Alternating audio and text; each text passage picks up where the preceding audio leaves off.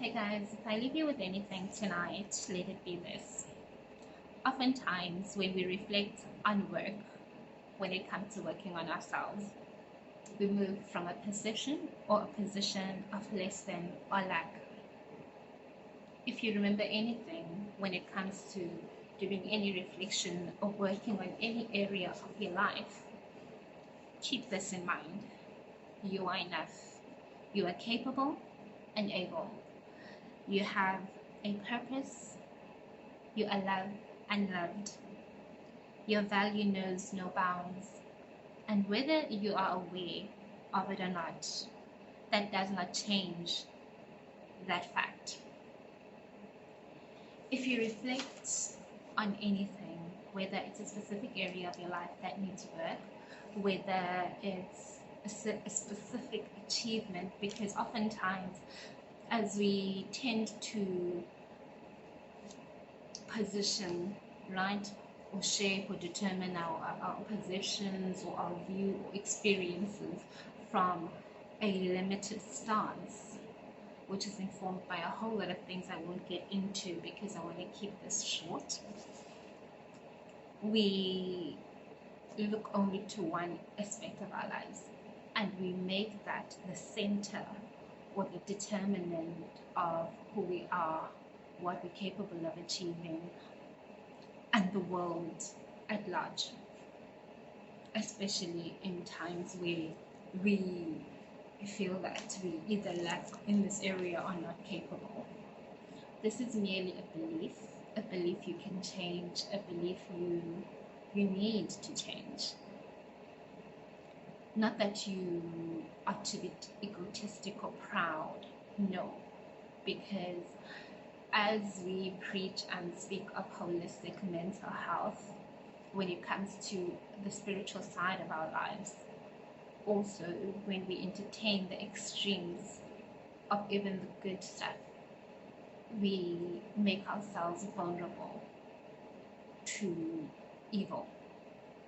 For the battle is not between man, but between good and evil, between spirits. And that is a reality that we know pretty well. So remember this and reflect on these. Why do you doubt? What informs the doubt? Where is it coming from? Whether it is yourself, your capabilities, your skills, or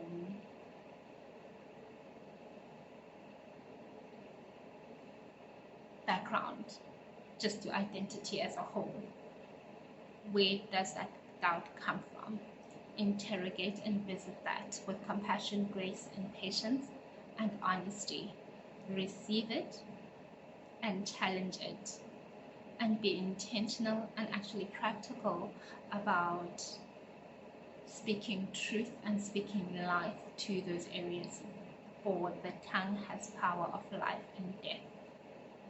And what we oftentimes leave behind when we work on ourselves, simply because it's a mental health or a psychologist who is in front of you at the time, or you think that this is solely a professional aspect, not realizing that you are dealing with the core of the person and everything that is informed of that, whether it's home, parents, experiences.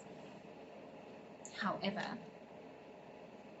there's a source in the manufacturer that brought you into this world, will continue to service and maintain you.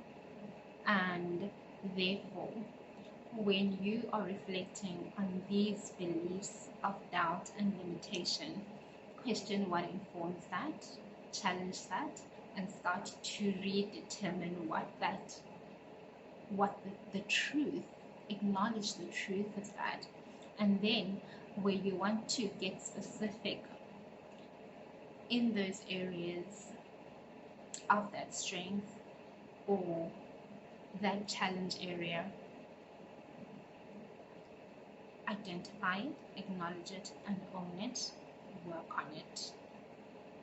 And understand that you will never reach a point of perfection, but even within the strength areas that you identify, it will always be required to work on it consistently to show up at your best at each moment you are called to show up. And when you've done the work, you will always show up at your best for that time. And when you consistently continue to work on yourself, so you will improve, so you will grow. And that progress, that journey will not always be comfortable. Second thing, what are the limitations you believe hold you back? And what informs that? Be it resources where you feel you don't have enough money, you don't have the right clothes, you don't have the right accent, you don't have the right circle, or